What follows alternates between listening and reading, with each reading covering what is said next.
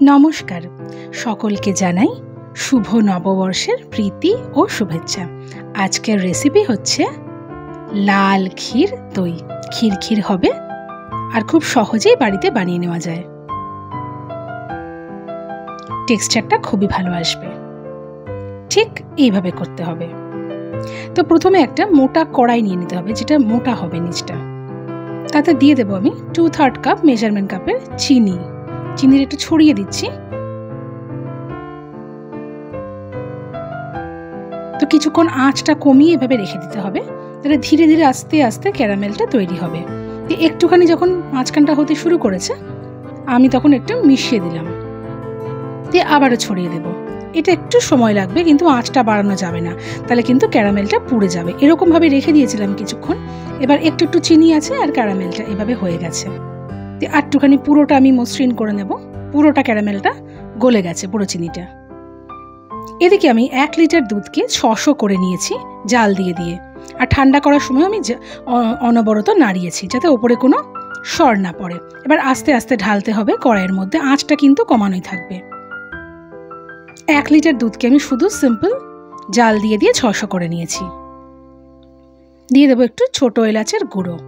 এটা অপশনাল, না চাইলে নাও দিতে পারেন, কিন্তু এভাবে দিলে খেতে খুব ভালো হয় টেস্টটা। একটু একটু চিনির টেলা আছে, কিন্তু পুরো ক্যারামেলটা পুরো মিশে যাবে। এরকমভাবে অনবরত নাড়াতে হবে, এটা একটু সময় নিয়ে করতে হবে। কন্টিনিউয়াস নাড়িয়ে যেতে হবে। এবার দিয়ে দেব 2/3 কাপ আমি মিল্ক পাউডার। আঁচটা কিন্তু কমানোই থাকবে, নইলে কিন্তু দলা দলা হয়ে যাবে মিল্ক পাউডারটা। আর ফুল ফ্যাট মিল্ক পাউডার নেওয়ার চেষ্টা করবেন, ফুল ফ্যাট দুধের। দিয়ে ভালো করে মিশিয়ে আবারও জাল করে নিতে হবে ভালো করে। ঠিক এরকম। আরও কিছুটা কমে গেল। আমি টেক্সচারটা দেখিয়ে দিচ্ছি কতটা ঘন হয়েছে। ঠান্ডা হলে আরও একটু ঘনও হয়ে যাবে। ঠিক এরকম হয়ে গেলে আঁচটা কমিয়ে অনবরত নাড়াতে হবে, মানে ঠান্ডা করতে হবে অনবরত নাড়িয়ে নাড়িয়ে। এবার আমি যেই পাতিলে বসাবো, আজকে আমি মাটির পাতিলে বসাচ্ছি।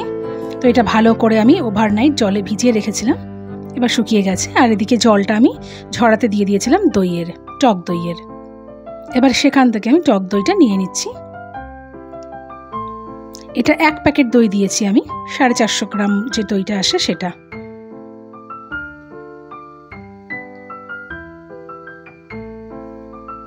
এবার দইটাকে ভালো করে ফেটিয়ে নিতে হবে, একদম ক্রিমি করে নিতে হবে। তাহলে দইটাও সেরকমই খেতে হবে বা দেখতেও হবে টেক্সচারটা। ঠিক এরকম হবে, কিছুক্ষণ করে করে পুরো একদম এরকম হয়ে যাবে। এবার দুধটা আঙুল ডোবানো পর্যন্ত সহ্য করতে পারছি এরকমভাবে নিয়ে নিতে হবে। এই পর্যন্ত ঠান্ডা করতে হবে, একদম ঠান্ডা করা যাবে না, আবার গরম থাকলেও হবে না। এবার যে সাজটা আমি ফেটিয়ে রেখেছিলাম সেটা পুরোটা আমি এর মধ্যে দিয়ে দেব। আর দেওয়ার সাথে সাথেই ভালো করে মিলিয়ে নিতে হবে। এই কাজটা একটু তাড়াতাড়ি করতে হবে, ভালো করে পুরোটার মধ্যে মিশিয়ে নিতে হবে। তো আমার রেসিপি আপনাদের কেমন লাগছে প্লিজ কমেন্টস করবেন। মিশিয়ে নিয়েছি। এবার মাটির পাত্রটার মধ্যে আমি ঢেলে দেব দইটা।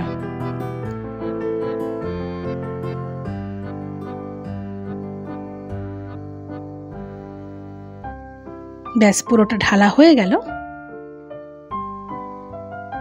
দিয়ে এবার ঢাকা দিয়ে এটা আর নাড়াচাড়া করব না, একদম গরম জায়গায় গ্যাসের উনুনের পাশে রেখে দিতে হবে। দিয়ে ওভারনাইট থাকার পরে সকালবেলা 4-5 ঘন্টা যদি ফ্রিজে রেখে দেওয়া যায় ঠান্ডা হয়ে যাওয়ার পরে, তাহলে সুন্দর টেক্সচারটা ঠিক এরকম আসবে। ওপরে পুরো মোটা পুর হয়ে শর্টটা পড়েছে দইয়ের, ঠিক এরকম দারুণ খেতে হয়। ঠিক এরকম হবে। তো আমার রান্না যদি ভালো লেগে থাকে প্লিজ লাইক, কমেন্টস আর শেয়ার করে দেবেন। পেজটাকে ফলো করে দেবেন।